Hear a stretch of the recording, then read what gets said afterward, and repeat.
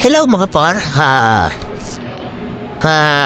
Ang content natin ngayon ay kung paano magkabit ng interrupter, post na interrupter relay. Bali, ang nakalagay pa sa loob is stock na busina. Ngayon, ibubuksan natin yung motor. Yung wala pa neto.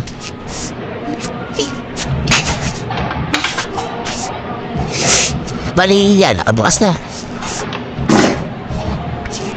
Ibubusin na natin. Ba? Yan yung itsura pagka wala pa siyang interrupter relay. Tulad na ito.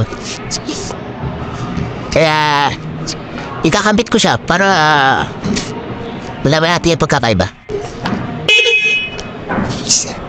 Let's go!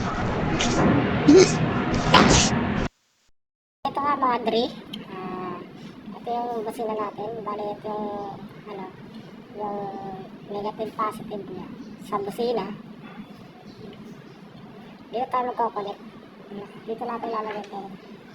Ito, bali hahanapin natin kung nasan dito sa dalawang ason na to yung positive at saka negative, kasi hindi tutunog yan pag nagkabaliktad.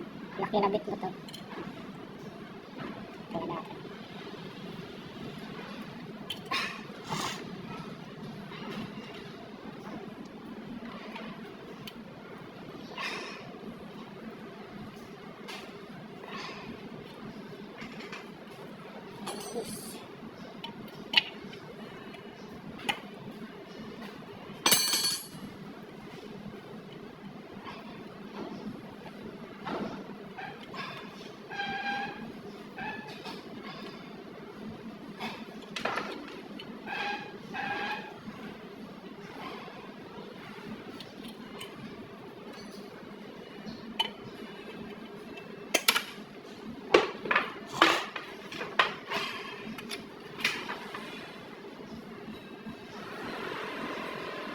Bali, itong yellow, kakamit natin dito sa busina.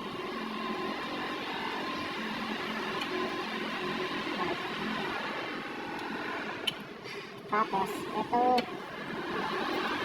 red, tsaka black. Dito natin kakabit.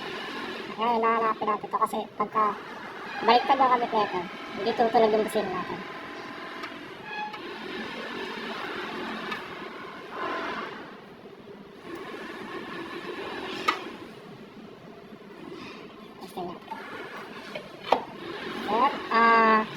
Bubuksan natin yung motor natin. Yan, nakabukas na yun guys. Subukan natin yung busina.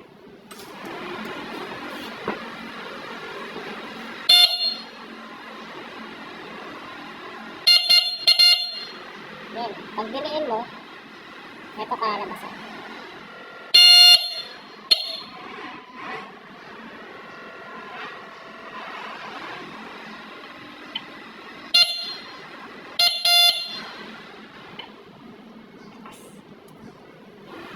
Ayan guys, kasi hindi na kailangan mag-relay kasi may relay na nakalagay rito. Nagpa-install ako ng busina dati. Bali, ito na lang idadagdag natin. Ganun lang kadali. Salamat sa panonood.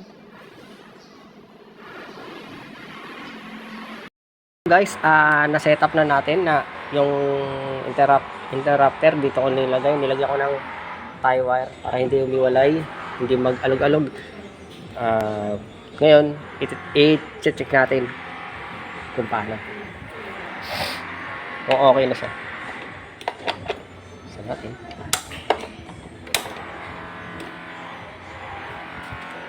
Okay, bukas na yung gauge. Busina.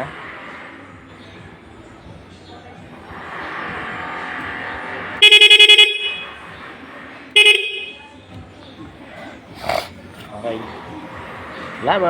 Salamat sa panonood. Sana may natutunan kayo. Hey, sama natin.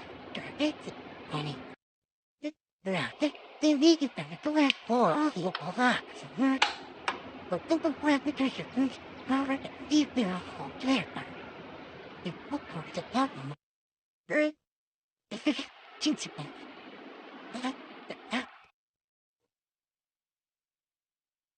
Basta na yung sa pitar. Chipoy. Tigiliti. Ayan. Wait na yung rabe. Oh, bakit na? Eh, tigiliti. Eh,